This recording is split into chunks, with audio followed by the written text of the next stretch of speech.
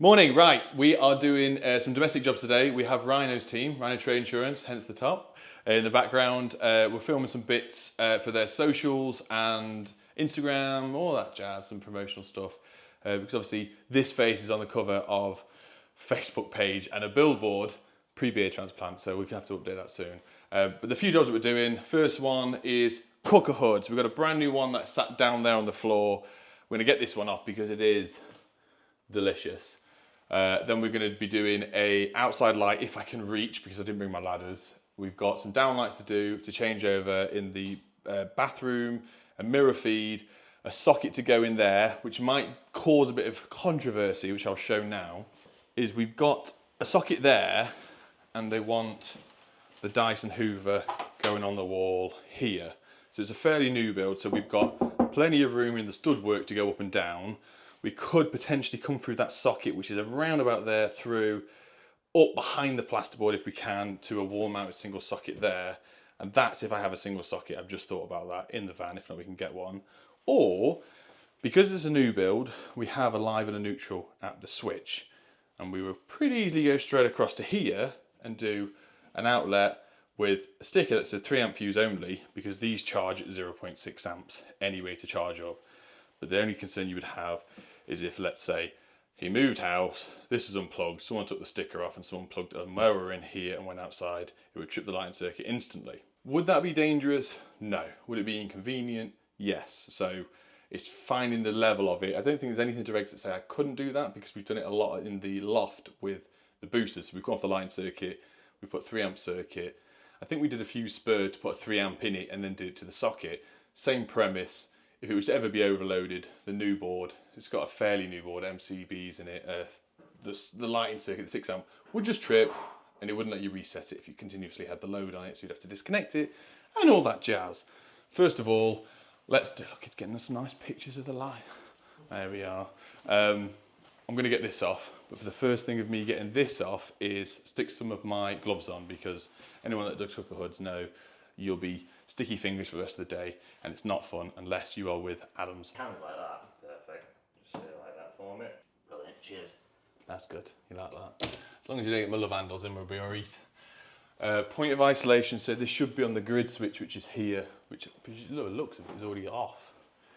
I know happily now by turning this on and off that it's isolated, so I'm happy with that. So what we're gonna have to do is access the hood. There's 2 screws, top either side. To be fair, this can should just, yeah, they're always just pinched in place.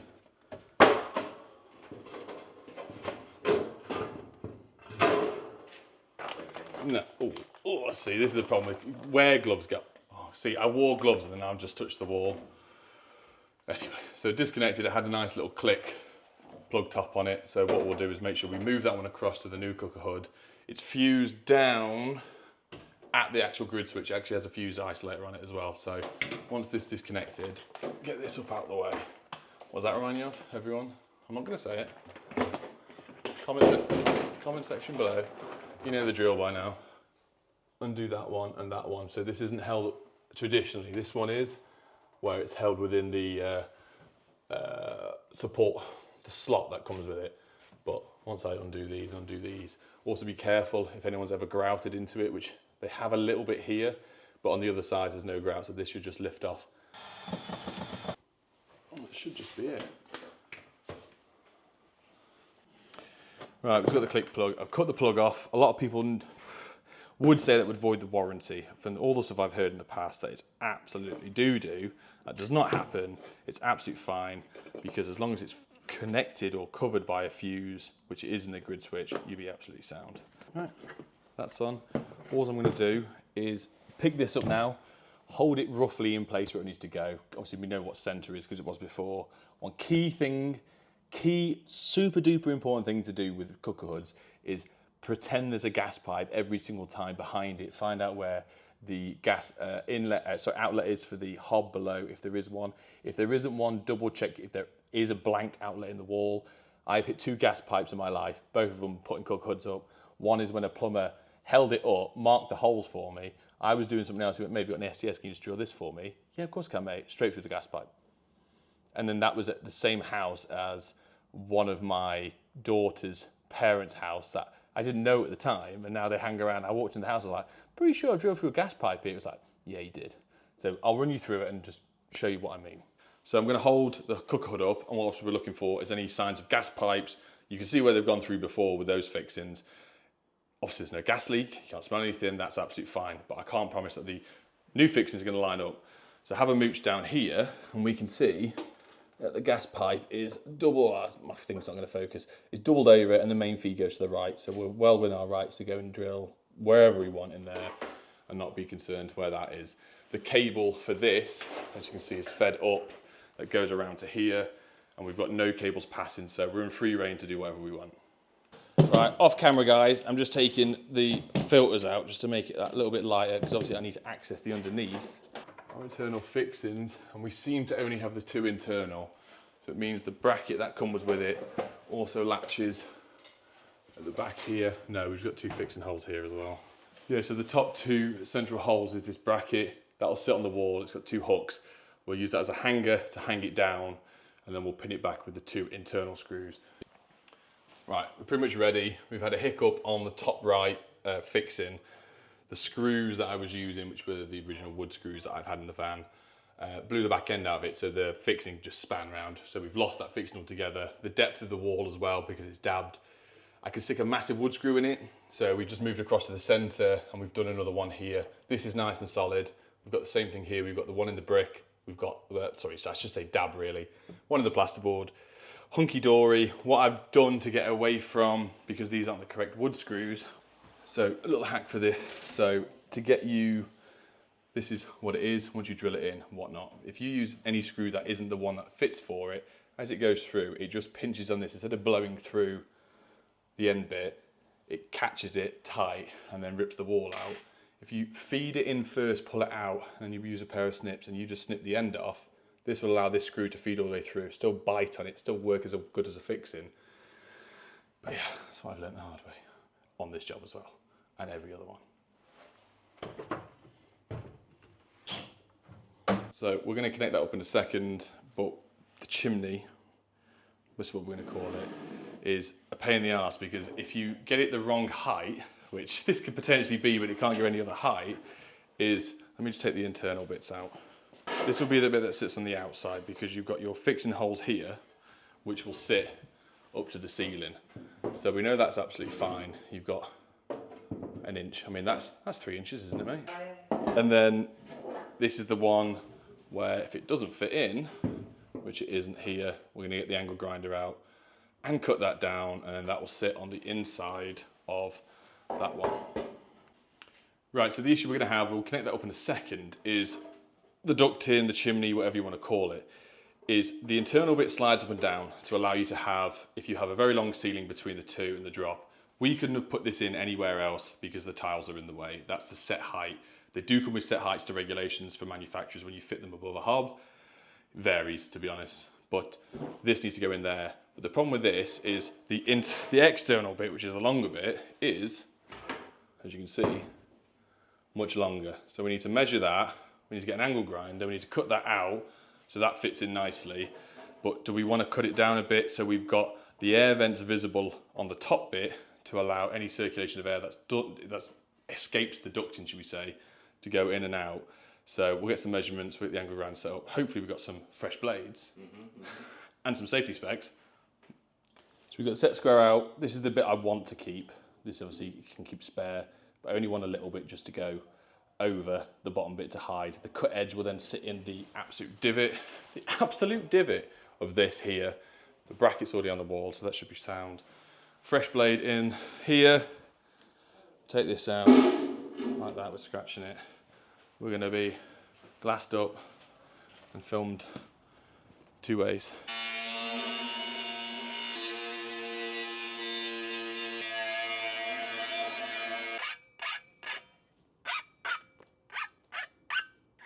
Okay, so our cut edge will go.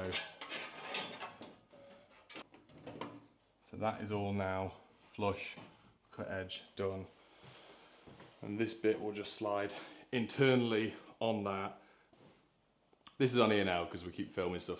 And anyway, that's on.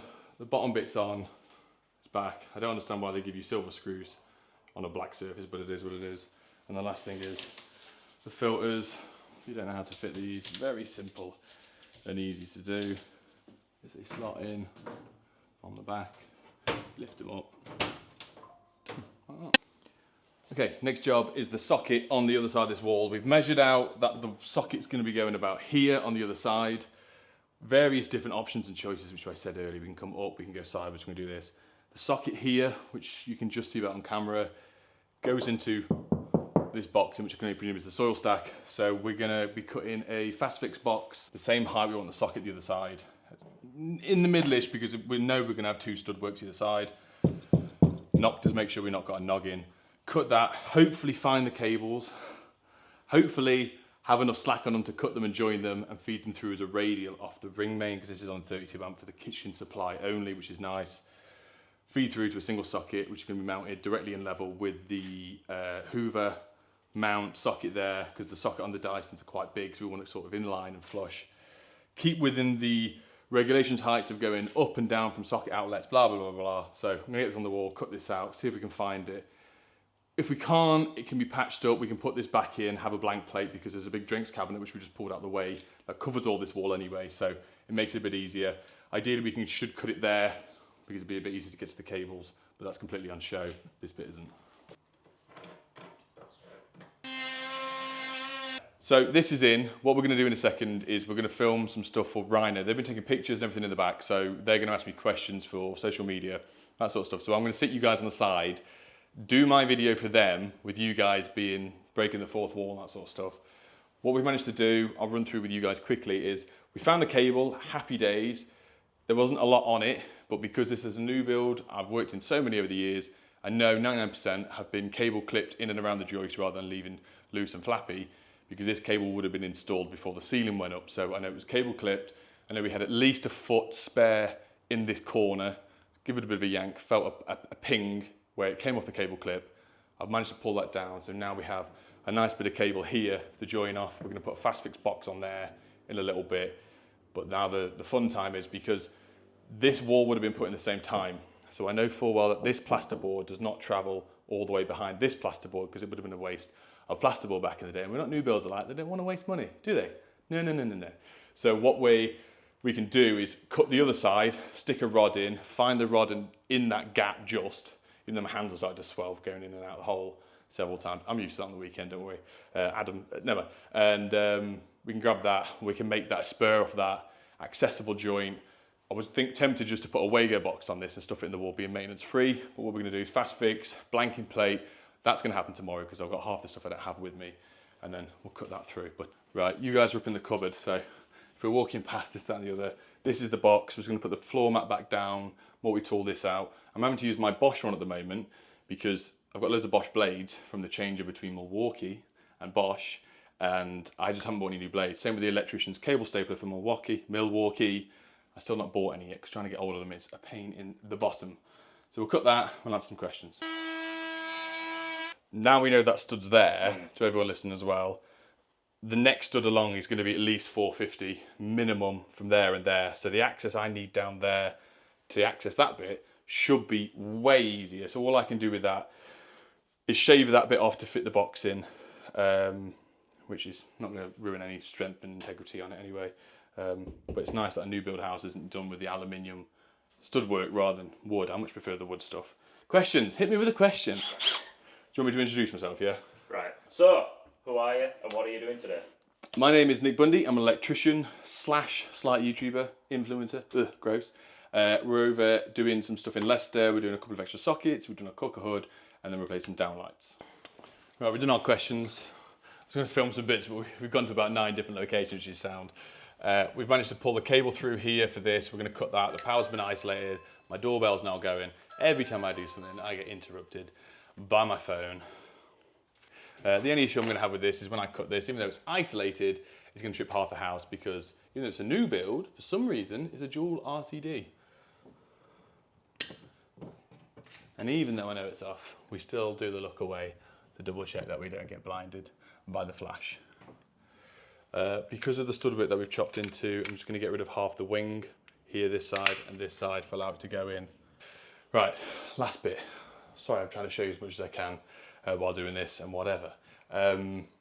Because I completely forgot to put a single socket in, we're here tomorrow, I'm doing the outside light, we're doing this, last little bit, one hit wonder filler, so it's lightweight, it's almost like foam powder, card, get it on there, build it up a bit, so when they want to decorate. The multi-tool's great, but if you've got loose plaster or newer plaster, it does chip, and you can get the same thing with a pad saw. Before people start commenting, you should use a pad saw, it does the same thing.